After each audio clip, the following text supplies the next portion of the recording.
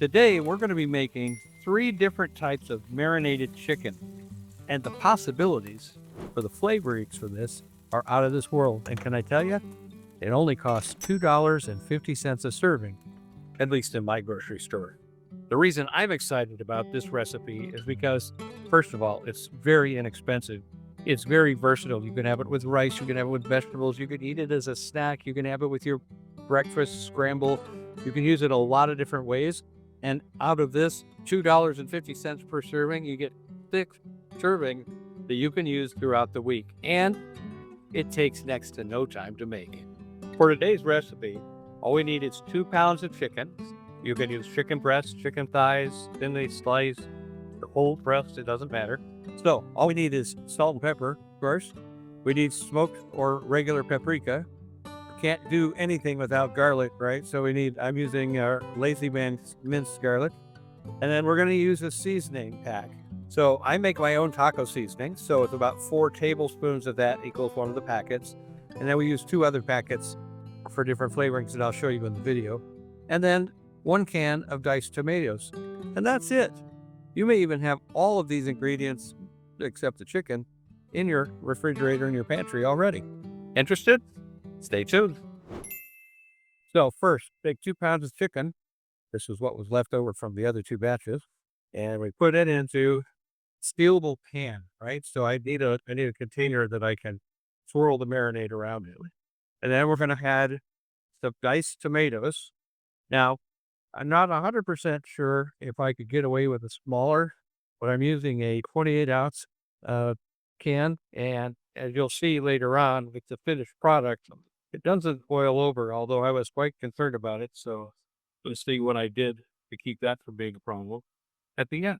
But we're just pouring this in. Nothing fancy about adding things in a certain order or anything with this particular recipe. Next, we're going to take our diced garlic, my lazy garlic, right? Because I don't like to dice it and mince it and all that stuff. So, yeah, other side. This makes it very easy. So this 1 tablespoon, maybe a little more. And then everything else that I have is just basically 1 teaspoon, except the secret main ingredient. So first of all, paprika. I'm actually using smoked paprika because as of yet, my palate does not understand the difference. So if you're like me, cool. Pepper, teaspoon of pepper, and then a teaspoon of salt. I'm using pink Himalayan sea salt, and all I've got left is a teaspoon. So I don't even have to measure. How easy is that? And then you're going to add whatever flavoring you want. Now, what I did was, we're going to talk about ingredients in some of these pre-made packs, right? And so I'm using 2 different pre-made packs. I used the brown sugar bourbon in the batch that's in the refrigerator right now. I used my homemade taco seasoning because I know how to make that one. So I'm not gonna use a package for that because I can control what's in it, right? And then for this one, we're going out on a limb because I don't know how this is going to be with tomatoes, but it should be okay. And this is a buttermilk chicken from Hidden Valley Ranch. So if you go and check the grocery store, there are a lot of things in the seasoning aisle there that you can season chicken or beef with. I was a little skeptical about the brown sugar bourbon, but then I went over to the meat counter to get my chicken, and they had marinated brown sugar bourbon chicken. So I thought, hey, why not? Let's try it. I like bourbon. But as you've been following the show for a while, you already know that. You're probably surprised I'm not sipping on some right now, which is a possibility in a minute. All right. Then we check our recipe real quick, make sure that we aren't missing anything. All right. Diced tomato, our seasoning, salt, pepper, paprika, and yep, that's it. So this is our marinade. Now, as you all know, I like mushrooms, and I think mushrooms make everything better. But for this one, I'm going to do it without them. So we've got it all in there. All we do, take it and swirl it around. Now, this is why you want to lid that seals fairly tightly so that you can really, mix this bad boy around, make sure it's getting on the top and the bottom and in between. And you have a nice mix that's ready to do what? Oh, yes, go in the fridge. So we take this in the fridge. Oh, what's this? Oh, looks like there's already one in here. Cool. So once it's marinated for 2 to 6 hours, or better yet, overnight, this one has only been for about 3 hours. That one that I just put in, I won't cook until tomorrow because I want to see what the difference in how the chicken is when it marinates overnight. But What you want to do is you want to let this sit for 30 minutes. Now, I don't have 30 minutes right now to do this. So what I'm going to do is I'm going to let it sit once I get in the pan. But what you want to do is you want to pack it tightly in the pan. So we're going to take all the chicken out. And for this one, I didn't use whole chicken breasts. I used thinly sliced chicken breasts. And it's also the one that you may be able to see that has mushrooms in it. So these are pretty thinly sliced. I want to see both ways with thick chicken breasts.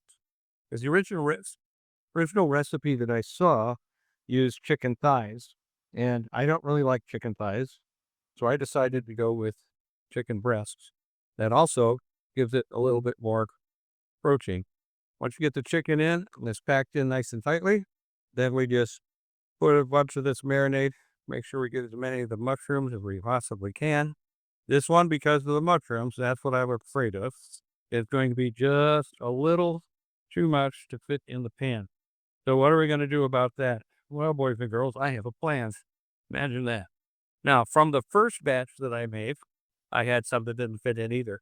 So what I'm going to do is I'm going to pour these two together, and then I'll either use them to flavor some rice, or I'll throw this tomato mushroom mixture into my egg scramble. That's probably what I'll do, because mushrooms and tomatoes in my egg scramble would be really good.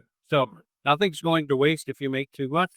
You just make sure you get all the chicken in there. You make sure it's packed in there, and then you're put in the oven. The oven goes is at 375 for 50 minutes.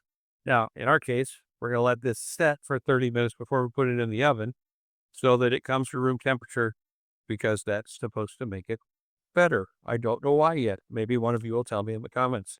Remember, we're learning as we go together. All right, we're going to set that down there, and in lieu of bourbon, we'll take a drink of water. All right.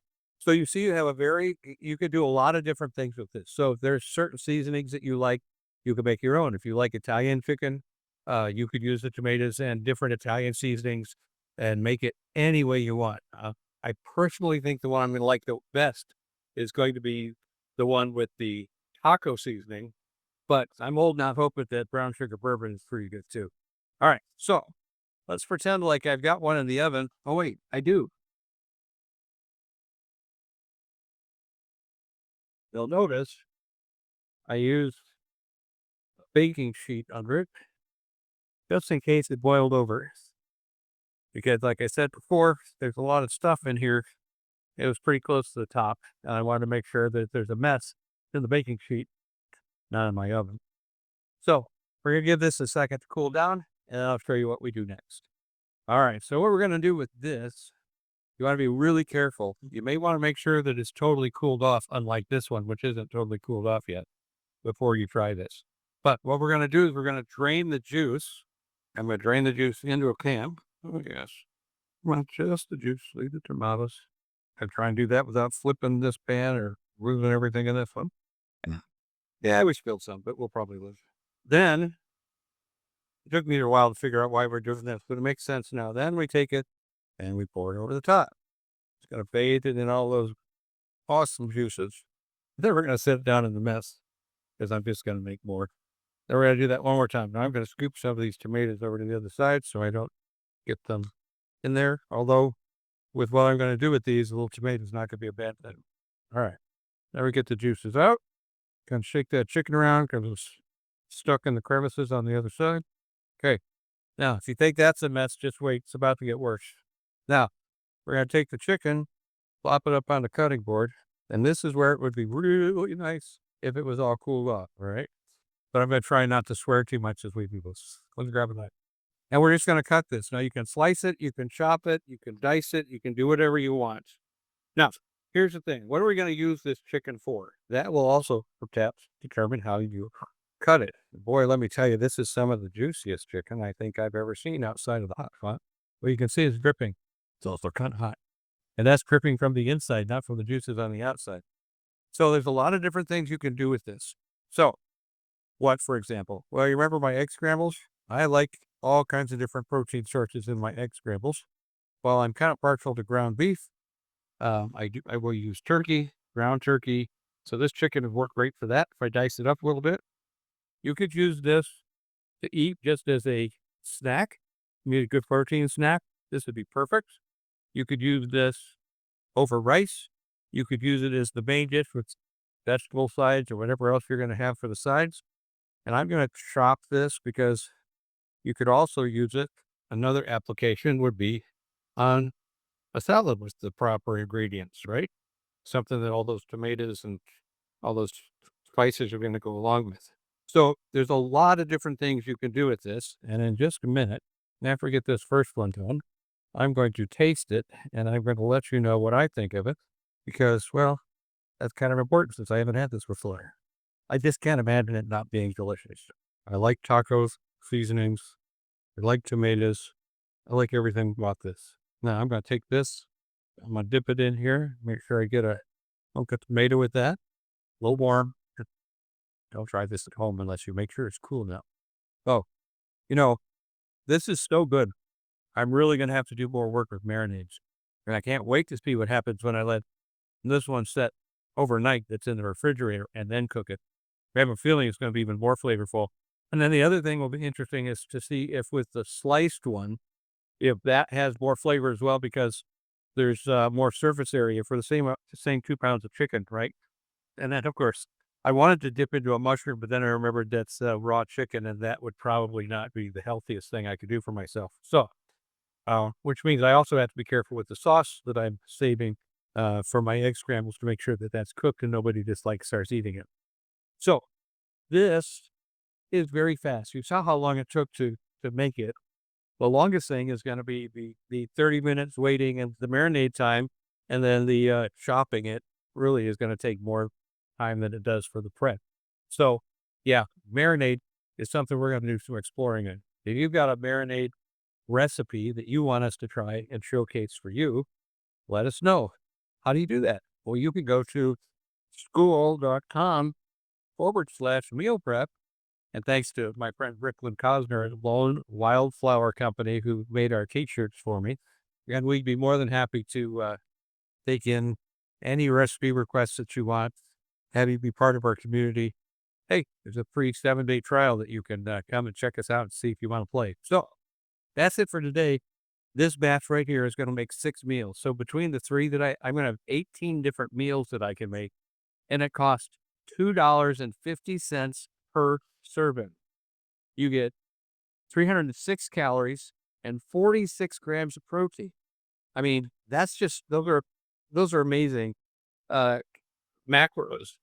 More amazing might be how fast it is and how cheap it is. So the next time you go out and spend $5 on a hamburger in a drive-through recipe, remember you could have had, I don't know, two meals with healthy chicken instead.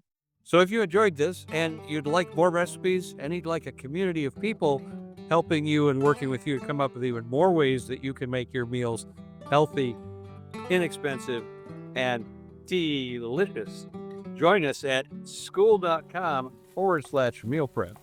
We'd love to see you there.